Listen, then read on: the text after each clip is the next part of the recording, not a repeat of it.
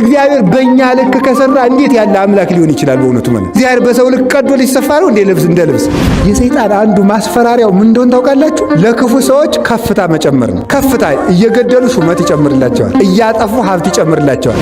ሰው ሳይመለስ ንስሐ ሳይገባ በእግዚአብሔር ሳያምን ከፍታው ከጨመረ ውድቀቱ ተቃርቧል ማለት እግዚአብሔር እንዲሁ ከዚህ ሁሉ ነገር እንትና ልቅም አድርጎ እንዲሁ ጨርሶ አገር ሰላም ብትሆንበት እግዚአብሔር ቅዱስ ጊዮርጊስ ይወደዋል አይወደው? ይወደዋል። ከወደደው ቢያንስ የዕለት ራት ካለበት ቤት እንዲታሰር እንዴት አያደርግም? እግዚአብሔር የእያንዳንዳችን የሃይማኖት ጥጥቅ የሚላለው እንዲህ ያለ ችግር ሲገጥም እግዚአብሔር በግር ቀበሮ እንዳይበላት ይጠብቃል እንጂ እግዚአብሔር ቀበሮን በማጥፋት ጊዜ አያባክንም። እግዚአብሔር ክፉ ሰዎችን እንዲያጠፋ አንለምነውም።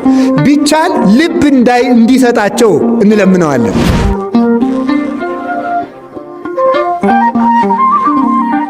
ሁለት ሰዎች ተጋቡ፣ 3 ልጆች ወለዱ። አንደኛው ልጅ አንካሳ ነው። አንደኛው ልጅ ሁለት አይኑ አያይም። አንደኛው ልጅ ደግሞ 2 እግሩ ሽባ ነው እንበል። አንደኛው ልጅ 2 ጆሮዎቹ አይሰማም። እንዲህ ያለ 3 ልጅ ወለዱ። ሴትዮቱ አንድ ሽባው ልጅ ደግሞ የመጨረሻው ልጅ ቢሆን ትታው የሞተችው በመንፈቁ ነው። ለሰውየው ገንዘብ የለውም። እናትና አባቱ ቀድሞ ከማግባቱ በፊት የሞቱ ናቸው። ምንም መተዳደሪያ የለውም። እነዚህን ሰርታ የምታስተዳድርለት ሚስቱ ነበረች። ጥላበት ሞተች። አሁን እግዚአብሔር ትክክል ነው አይደለም? እስኪ መልሱ። ትክክል ነው በሉ። ሲደርስ ነው በጣም የሚከብደው ማለት። እንዴት ነው ይሄ ትክክል የሚሆነው ነው ጥያቄው የሚሆነው። እንዴት ሊሆን ይችላል? ለሚስቱ ቢያንስ እሺ ሰው አሁን ምንድን ነው የምንለው? እግዚአብሔር ስለፈቀደ ነው። እንዴት ነው እግዚአብሔር መልካም ነገርን እኮ ይፈቅዳል። እንዴት ለሰውየው ቢያንስ ሚስቱ ብትቆይለት እግዚአብሔር ደግ አይደል እንዴ ነው የምንለው ማለት ነው። እንዲያን የሚያደርግበት ፈጽሞ ሊመረመር አይቻልም በእውነቱ ማለት። አሁን ለምሳሌ ቅዱስ ጊዮርጊስ ልጇን ያዳነላት ሴት ምንድን ነበረች? ልጇ አይኑ እማያይ ነው፣ ደግሞ ሽባ ነው በእውነቱ ማለት ነው። አንደበቱ ዲዳ ነው። እንዲህ ያለ ልጅ ነው የነበራት። ከዚያ በኋላ ተመልከቱ ምንድን ያደረገ? እንዲህ ያለ ልጅ ወልዳ ኖረች። አሁን ሴትዮቱ ደግሞ ደግ ሰው ናት። ሰው ምንድን ነው ሊል የሚችለው? አይ እግዚአብሔር ሴትዮቱ ደግ ጥሩ ክርስቲያን ለዚች አሁን ይሄን ጉድ ልጅ ይስጣት ነው የምንለው ማለት ነው። እንዴት ለእሷ ይሄን ይሰጣታል እግዚአብሔር ብለን ጥያቄ እናነሳለን። ደግሞ ግዛት ቆይ በጊዜው እግዚአብሔር ያድነዋል ይሄን ልጅ ቢባል ምን ብለን ነው የምንጠይቀው? ደግሞ ዛሬ ቢያድነው ምን ይቸግረዋል እግዚአብሔር? ተመልከቱ እንዴት እንደሆነ ይህን ነገር ላሳያችሁ። አሁን ይሄ ልጅ ቶሎ ቢያድንላት ጥሩ ነው። አሁን ለሴትዮቱ ጥሩ ነው። ኋላ ግን የበለጠ ጥሩ ነው ደግሞ። ከዚያ ምን ሆነ? ቅዱስ ጊዮርጊስን ወስደው ከዚያች ድሃ ቤት አሰሩት። አይደለም እንዴ? ከዚያች ድሃ ቤት ደግሞ ሌላ ጥያቄ አንሱ። እንግዲህ እንዲህ ብለን ማንሳት እንችላለን። እግዚአብሔር ቅዱስ ጊዮርጊስን ይወደዋል አይወደውም? ይወደዋል። ከወደደው ቢያንስ የዕለት ራት ካለበት ቤት እንዲታሰር እንዴት አያደርግም እግዚአብሔር? ይህም ደግሞ ሌላ ጥያቄ እኮ ነው ማለት ነው። ስለሱ ብሎ እየተሰቃየ እንግዲህ ነገስታቱ ወስደው ያሰሩት ረሃብ እንዲሞት ብለው ምንም የዕለት እንጀራ ከሌላት ከድሃ ቤት ነው ያሰሩት። ቢያንስ እግዚአብሔር የዕለት እንጀራ ካለው ቤት እንዲታሰር አያደርገው? እኛ ብንሆን በቅዱስ ጊዮርጊስ ቦታ ብላችሁ ማሰብ ነው። የምታሰር አንተን ብዬ የምገረፍ አንተን ብዬ ቢያንስ እንጀራ ያለበት ቤት አታሳስረኝም አትሉ እንላለን እኮ በእውነቱ ማለት። እዚያ ቤት ወስደው አሰሩት። የሁለቱን መልካምነት እግዚአብሔር እንዴት እንዳገጣጠመው ተመልከቱ። ከዚያ በኋላ ምን አደረገ? ታሰር። ሴትዮቱ በጣም ደግ ስለሆነች ጊዮርጊስን ለምኜ ላበላ ብላ እንጀራ ልመና ሄደች። ለምን አለት ከልጇ ዲዳነት በላይ አሁን እኛ ብኖ ምን እንላለን? ተመልከቱ። ራይ ድረስ ነው። እኛ ወገኖች ሃይማኖት ይጨምርልን እግዚአብሔር። ምን እንደምንለው ጊዮርጊስ ማለት በጊዜው በዚያ ቦታ በሊዲያ በሶሪያ ምድር ላይ በአገሩ አንደኛ ወንጀለኛ ሰው ነው። በሞቴ እንግዲህ ልብ ብላችሁ ስሙ። ያንን ወንጀለኛ ሰው እናንተ ቤት አምጥተው ቢያስሩት ምን እንደምትሉት? ሰውዬ ራስ ክንቻል እኔን ጨምረ የወንጀለኛ ወዳጅ ልታስብለኝ ነው ምንባል? በጭንቅ ጊዜ እኮ እንዴት ከባድ መሰላችሁ! ሃይማኖት እንዴት ይፈተና መሰላችሁ! የእያንዳንዳችን የሃይማኖት ጥጥቅ የሚላለው እንዲህ ያለ ችግር ሲገጥም ነው። እንጀራ ከአለመስጠትህ አንድ ነገር ሴትዮቱ ማንሳት የምችለው ጥያቄ ብነግረው የማይናገር የማይራመድ ልጅ መስጠት አንድ ነገር፣ አንተን ማመኔ ለመቼ ሊሆነኝ ነው ፈጣሪ የሚያስብል ችግር ነው የገጠመ።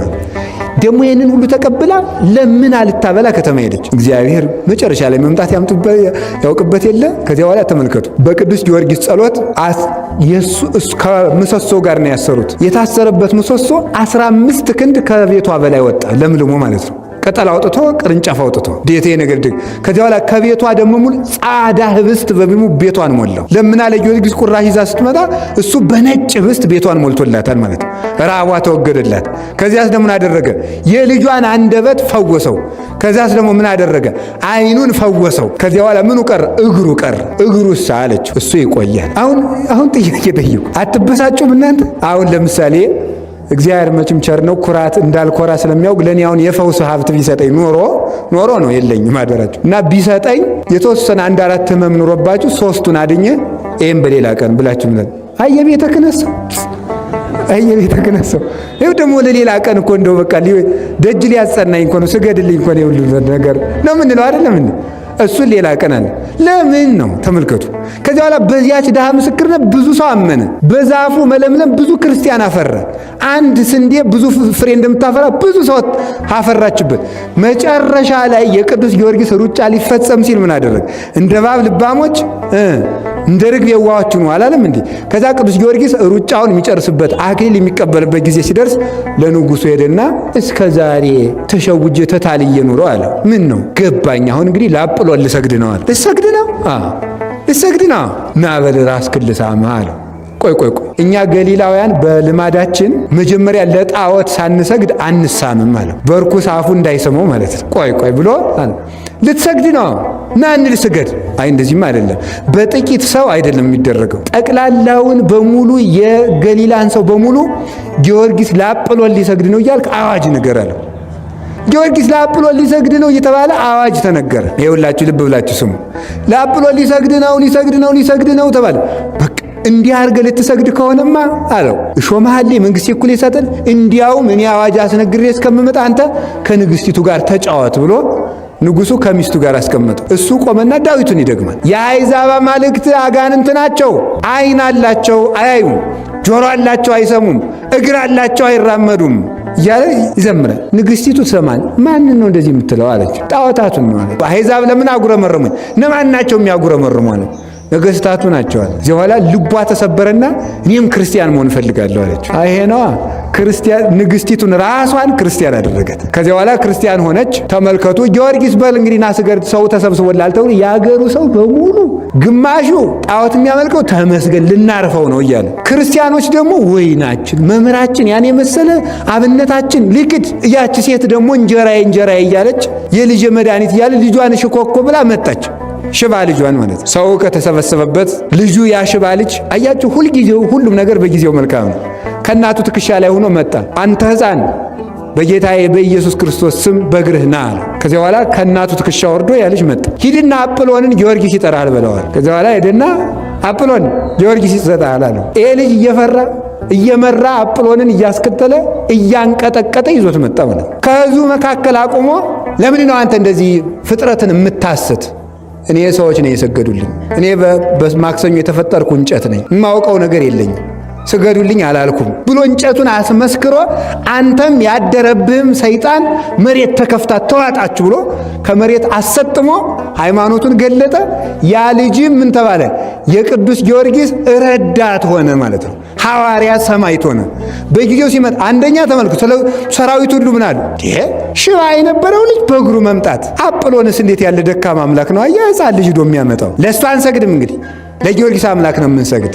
እንደገና ደግሞ ራሱን ማዳን ያቃተው አንድ ሕፃን ልጅ ጠርቶ የሚያመጣው ነው እንዲህ አምላክ። በዚያውስ ላይ ደግሞ ለራሱ ያልሆነ ብለው በዚያ የተሰበሰቡት ሁሉ ክርስቲያን ሆነው ተጠመቁ። ሁሉም ነገር ለመልካም ይሆናል። እግዚአብሔር ምንጊዜም ትክክል ነው የሚባለው ለዚህ ነበረ። የዚያች ሴት ሃይማኖትም ተፈትኖ ነበር። ልጄን አድነ ሲያበቃ አንተም ፈርተ ልትክር ነው ብላ ነበረ። በጊዜው ግን መልካሙን ነገር ገለጠ። እግዚአብሔር በጊዜው መልካሙን ነገር ይግለጥልን። አሁን እኛ የምንለው እንደዚያ ነው በእውነቱ ማለት እግዚአብሔር እንዲሁ ከዚህ ሁሉ ነገር እንትና ልቅም አድርጎ እንዲሁ ጨርሶ አገር ሰላም ብትሆንበት እንላለን እኮ ሁላችንም ከትልቅ እስከ ትንሽ በዚህ ሐሳብ የማይፈተን እኮ የለም። እነገሌን ስፍራ ሰጥቶ ለእኛ ሰላም ቢሰጠን ምን አለበት? ምንም የለበትም። አዎ ግን እግዚአብሔር አሰራሩ በእኛ ልክ አይደል እንዴ? እግዚአብሔር በእኛ ልክ ከሰራ እንዴት ያለ አምላክ ሊሆን ይችላል? በእውነቱ ማለት እግዚአብሔር በሰው ልክ ቀዶ ሊሰፋ ነው እንደ ልብስ የእሱ አሰራሩ ድንቅ ነው። ወገኖች እኔ ከልቤ ነው የምነግራችሁ። የኛ አይምሮ የእግዚአብሔርን አሰራር ወደ መቀበል ከፍ ካለ እግዚአብሔር በቅርብ ጊዜ ወደኛ ይመጣል። እንዲያ እንዲሆን እግዚአብሔር አይምሮአችንን ያሳድግልን የሁላችንን። ስለዚህ እግዚአብሔርን አሰራር በአንተ ታምኛለሁና ጠብቀኝ ያለው እሱን ነው ማለት። በእግዚአብሔር መታመን ማለት ክፉን ነገርም መልካሙን ነገርን እግዚአብሔር ስለ መልካም ነገር ብሎ ያመጣዋል ማለት ነው እንጂ እግዚአብሔር ሁልጊዜ ክፉ ሰዎች እንዳይነሱ ያደርጋል፣ አጋንንት እንዳይነሱ ያደርጋል፣ ክፉን ሰዎች እንዳይነግሱ ያደርጋል ማለት አይደለም። ለእግዚአብሔር በግን ቀበሮ እንዳይበላት ይጠብቃል እንጂ እግዚአብሔር ቀበሮን በማጥፋት ጊዜ አያባክንም። ማወቅ ያለባችሁ እንደዚህ ነው። አይደለም ነው ንገሩኝ እንጂ እግዚአብሔር ቀበሮን ቢያጠፋ ነው ትክክል። ቀበሮ እያለ በግ ውላ እንድትገባ ቢያደርግ ነው። ቀበሮ እያለ ባንበላ ምንድቅ ይሄማ የፈሪ ነው ገር ነው። ቀበሮ እያለ እንዳይበላ። ስለዚህ ሐዋርያትም እንዳላችሁ ሰምታችኋል። እንዳላችሁ እንደ በጎች በተኩላዎች መካከል እልካችኋለሁ አለ። ተኩላዎችን አጠፋላችኋለሁ አይደለም ያላቸው፣ እንደ በጎች በተኩላ መካከል ልክ። ስለዚህ ካው ሲተረጉ ምን አሉ? ተኩላ አለ ብሎ በግን ከቤት እንደማያውሉት ማለት ነው። አላውያን ነገስታት፣ አላውያን መኳንንት አሉ ብዬ እናንተን ለስብከት ሳልካችሁ አልቀርም እልካችኋለሁ እንጂ ግን መከራውን ድል ትነሱታላችሁ። እግዚአብሔር ክፉ ሰዎችን እንዲያጠፋ አንለምነውም። ቢቻል ልብ እንዲሰጣቸው እንለምነዋለን። ሁለተኛ ደግሞ ክፋታቸው እኛን ምንም ማድረግ የማይችል እንዲሆን እግዚአብሔር እንዲያደርገው እንለምነዋል። ደግሞ ያን ያደርጋል። እመኑ በሙሉ ልባችሁ። እውነቴን ነው የምነግራችሁ። ክፉ ሰዎች በመኖራቸው አትፍሩ፣ አትጨነቁ። እኮ አንዳንድ ጊዜ ሁሉም ቢናገሩት ወድባል ሰው አሁን ሰሞኑን ብዙ ሰው ሲፈራ አልነበር? ጎበዝ ልናልቅ ነው መሰል ችግር ሊመጣ ነው። እነገሌ እንዲሆኑ እኔ አልናገርም። እሱንማ እናንተ ታውቁታላችሁ ማለት ነው። ግን አትፍሩ። ክፉ ሰው ለምን አንድ ሺህ ሆኖ አይፈለፈልም? እግዚአብሔር ነው። አቤቱ ባንተ ጥላ ተጠግተን በጠላቶቻችን መካከል በሰላም እንኖራለን። እንዲያውም እግዚአብሔር ጠላት እያለ ክፉ ሰዎች እያሉ ማኖሩ ድንቅ እንዲሰኝ ነው ክፉ ሰዎችን ዕድሜ የሚሰጣቸው። ተንኮላቸው ጫፍ እስከሚደርስ ድረስ ዝም እንደሚላቸው ማወቅ አለባችሁ። እግዚአብሔር ደግሞ መጨረሻ ላይ እንደሚመጣ ማወቅ አለባችሁ። አንዳንድ ጊዜ ሰይጣን ምንድነው መሰላችሁ? የሰይጣን አንዱ ማስፈራሪያው ምን እንደሆነ ታውቃላችሁ? ለክፉ ሰዎች ከፍታ መጨመር ነው። ከፍታ እየገደሉ ሹመት ይጨምርላቸዋል፣ እያጠፉ ሀብት ይጨምርላቸዋል፣ እየገደሉ ተከታይ ያፈራላቸዋል። ከዚያ ምን እንላለን? ጎበዝ ልናልቅ ነው፣ እነገሌ እኮ እንዲሆኑ፣ አሁን ደግሞ ጭራሽ እንዲሆኑ ማለት እንጀምራለን ማለት ነው። ግን ልብ ብላችሁ ስሙ። ክፉ ሰዎች ሳይመለሱ ከፍታቸው ከጨመረ እርግጠኛ ሁኜ በአምላኬ ስም የምናገረው ጥፋታቸው መቃረቡን ነው የሚያመለክተው። ሰው ሳይመለስ ንስሐ ሳይገባ በእግዚአብሔር ሳያምን ከፍታው ከጨመረ ውድቀቱ ተቃርቧል ማለት ነው። በእግዚአብሔር የሚያምን ሰው ከፍታው ሲጨምር ደግሞ እሱ ድህነት ይዞ ሊመጣ ነው ማለት ነው። ይህ እርግጠኛ መሆን አለባችሁ። እንግዲህ ብዙ ጊዜ እንደነገርኳችሁ አንድ ሰው ከቅርብ ቦታ ሲወድቅ ነው ከሩቅ ቦታ ሲወድቅ ነው ስብራቱ የሚጨምረው። ሰው ከ5 ሜትር አልጋ ላይ ከሚወድቅና ከ50 ሜትር ከሚወድቅ በጣም ስብራቱ የሚጨምረው። በጣም ተንቆጫቅጮ ትቢያ የሚሆነው በጣም ከፍ ብሎ ሲወድቅ ነው። ወኮ እንዲህ ያለው ምን ይለዋል መሰላችሁ መጽሐፍ? አወዳደቁ የከፋ ይባላል ማለት። ከከፍታ የወደቀ በጣም አስቸጋሪ ነው። ከፍ ብሎ የወደቀ ሰው አይጠገንም እያልኳችሁ፣ ሰባራው ማይጠገን ላይጠገን የሚሰበር ሰው ነው የሚሆነው። ስለዚህ በክፉ ሰዎች መጨመር፣ በክፋት መብዛት አትሸበሩ። እግዚአብሔርን በአንተ ታምኛለሁና ጠብቀኝ ያለው ቅዱስ ዳዊት ከዚህ የተነሳ ነው። ስለዚህ እግዚአብሔር ክፉዎችን ስላላጠፋ እየጠበቀን አይደለም እንዳይመስላችሁ። እግዚአብሔር የሃይማኖት ብርታት ይጨምርልን። እንደዚህ ብሎ ማሰብ እንዲህ ብለን ስናስብ እግዚአብሔር ደግሞ ይላል። እግዚአብሔር ይወላችሁ ሲጠረጥሩት አይወድም። እግዚአብሔር በምድር ላይ የሚጠላው ነገር ቢኖር ሲጠረጥሩት ነው። እንኳን እግዚአብሔር ሰው ሲጠረጥሩት ይወዳል። እስኪ ነገሩኝ። ለምሳሌ እኮ ሰው ዝም ብድግ ብላችሁ እዚህ ላይ የተቀመጠውን ዕቃ ማን የወሰደው ካላችሁ ምን ማለት ነው? ማንን ለመጠርጠር ነው ብሎ ሰው ይናደዳል ማለት ነው። ይሄ ምንድነው? እግዚአብሔር መስለን ስለተፈጠር ሲያምኑን ነው እንጂ ሲጠረጥሩን አንወድም ሁላችንም። እግዚአብሔር ታማኝ ስለሆነ ሲያምኑት ደስ ይለዋል። ግን እንዲህ አረግ እግዚአብሔር ጥሎናል መሰል፣ እግዚአብሔር ረድኤቱን አርቋል መሰል፣ ልንጠፋ ነው መሰል ሲሉት ግን እግዚአብሔር አይወድም በእውነቱ ማለት። በእግዚአብሔር መታመን ማለት እሱ ነው። እንደሚችል በፍጹም ማመን አለብን። እንደገና ደግሞ ያደረጋቸውን ታምራት፣ ያደረጋቸውን የቅዱሳን ታሪኮች፣ ሕግጋቱን፣ ትእዛዛቱን ሁሉ እውነት በእውነት ብሎ ማድረግ፣ ሳይጠራጠር ሕጉን ማድረግ ዋጋ ያሰጣል ማለት ነው። ይህን የተናገረ እግዚአብሔርን አንተ ጌታዬ ነህ እለዋለሁ። እግዚአብሔርን አንተ ምን እለዋለሁ? ጌታዬ ነህ እለዋለሁ። ይሄ ስለ ኢየሱስ ክርስቶስ የሐዲስ ኪዳን ትንቢት የተነገረ ነው። ጌታዬ ነህ እልሃለሁ ያለው ለምንድን ነው? ቅዱስ ዳዊት ተመልከቱ። እግዚአብሔርን አንተ ጌታዬ ነህ እለዋለሁ ማን ሊለው ኖሯል? እግዚአብሔርን። ይሄ ስለ ክርስቶስ የተነገረ ነው። እግዚአብሔር ሰው ከመሆኑ አስቀድሞ ጌታ ቢባል ድንቅ አይደለም? ክርስቶስን ግን ጌታዬ ነህ ብለዋለሁ ያለ ለምንድን ነው ስትሉ በክርስቶስ ላይ የደረሱት ነገሮች ሁሉ ክርስቶስ አምላክ ያልሆነ የሚያስመስሉ ናቸው። ምሳሌ ክርስቶስ ርቦታል አይደል? ስለዚህ ምን የሚል ጥያቄ ሊነሳ ይችላል? አምላክ ይራባል ወይ? ክርስቶስ አንቀላፍቷል። አምላክ ያንቀላፋል ወይ? ክርስቶስ ይሄ ምንድን ነው ብሎ ጠይቋል። አምላክ አያውቅም ወይ ተብሎ ይጠየቃል ማለት ነው። ደክሟል። አምላክ ይደክማል ወይ? አምላክ ይታሰራል ወይ? አምላክ ይበላል ይጠጣል ወይ? አምላክ ደም ይፈሰዋል ወይ? አምላክ ይሞታል ወይ? አምላክ ይያዛል ወይ? አምላክ ይቀበራል ወይ? በመቃብር ይለካል ወይ? እንዲህ የሚል ጥያቄ ያነሳል። ቅዱስ ዳዊት ግን እነዚህ ሁሉ ነገሮች ቢደረጉም ክርስቶስን እኔ ፈጣሪ መሆኑን እረዳለሁ ነው። ክርስቶስ ፈጣሪ መሆኑን። ስለዚህ ጌታ ምን አለ? ማቴዎስ ወንጌል ምዕራፍ 11 ላይ ተመልከቱ። በእኔ የማይሰናከል ሰው ብፁዕ ነው ይላል። እንዴት ነው የማይሰናከል? እንደዚህ ቅድም ያልኳቸውን ነገሮች አይቶ እንዴ ፍጡር ቢሆን ነው እንጂ ፈጣሪ ቢሆን መቼ እንደዚህ ይሆን ነበረ? ለፈጣሪ እንደዚህ ነገር አይገባውም ብሎ በሰራዋቸው የድካም ስራዎች ተሰናክሎ አምላክነቴን ያልተጠራጠረኝ ሰው እርሱ ብፁዕ ነው ነው። ከነዚህ ጎን ለጎን የምንመለከታቸው ነገሮች አሉ። ለአፍታ ያህል ልከልስላችሁ። ሲራብ ስናየው ተመልከቱ። ቅዱስ ኢሬኔዎስ ሃይማኖተ አበው ምዕራፍ 7 ላይ መጻሕፍት ክርስቶስ አምላክ ሰው መሆኑን እንደሚነግሩን አምላክ መሆኑን ይነግሩናል ይላል። ይህን ቃል ሁላችሁም በሕይወታችሁ ዘመን እንድትይዙ ትፈልጋለሁ። ሁላችሁም በቃላችሁ ነው እንድትይዟት የምፈልገው። መጻሕፍት በሉ ክርስቶስ ሰው መሆኑን እንደሚነግሩን አምላክ መሆኑን ይነግሩናል። በቃ ማምላክን ይቺ ከገባቻችሁ ሃይማኖታችሁን አጥርታችሁ ያዛችሁ ማለት ነው። ማንኛውም ከኦርቶዶክስ ሃይማኖት ውጭ የሆነ ሰው እንዴት አምላክ ይደክማል፣ እንዴት አምላክ ይራባል ሲሏችሁ መልሳችሁ ምንድን ነው? መጻሕፍት ሰው መሆኑን እንደሚነግሩን አምላክ መሆኑን ይነግሩናል። አንተ ክርስቶስ ተራበ ብለህ የሚለውን ነው የምታነብልኝ። እኔ ደግሞ ክርስቶስ ምን አረገ ብዬ እነግርሃለሁ። ተራበ ብሎ ሲነግራችሁ አምላክ የሆነ መጻሕፍት ተራበ ብለው ይነግሩናል አይነግሩንም? የተራበ ተቀራኒ ምን ይነግሩናል? 5000 ሰው አጠገበ ብለው ይነግሩናል። ከዛስ ደግሞ ምን ብለው ይነግሩናል? የሕይወት እንጀራ ነው ብለው ይነግሩናል። እሺ መጻሕፍት ክርስቶስ ታመመ ብለው ይነግሩናል። ምን ብለው ይነግሩናል? ፈወሰ ብለው ይነግሩናል።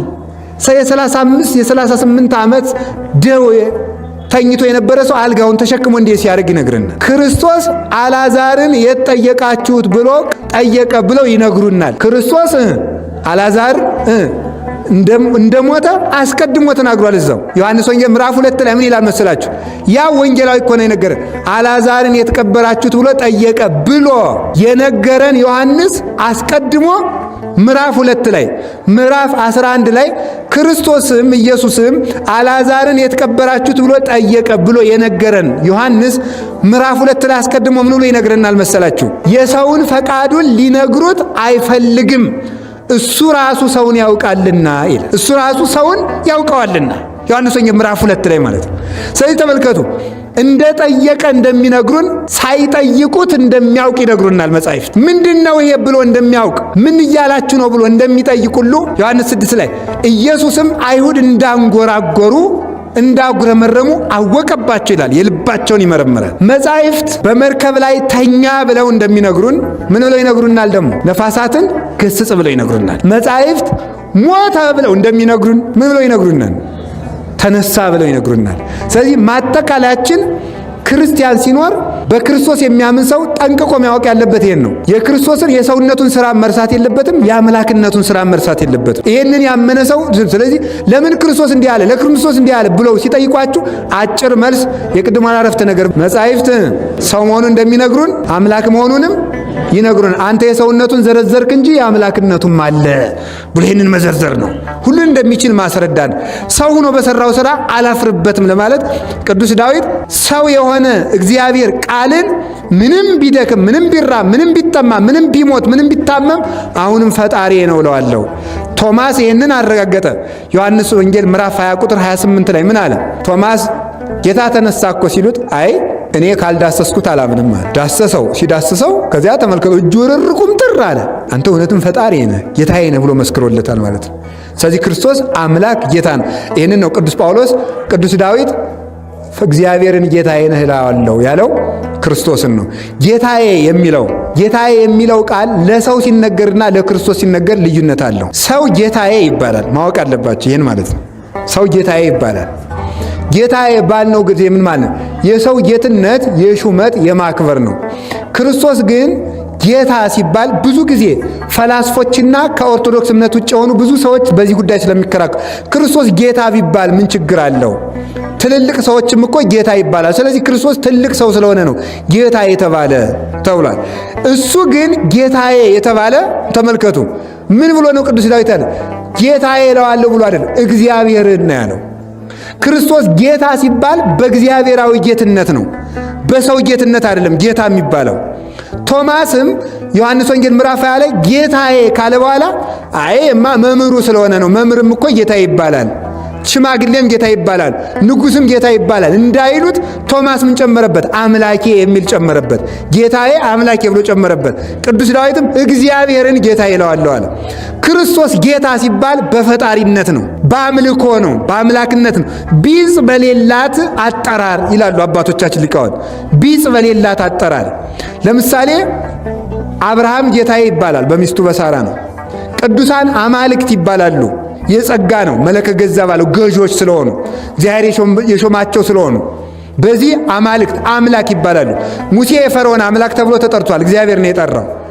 ክርስቶስ አምላክ ሲባል ግን ቢጽ በሌላት አምላክነት ነው።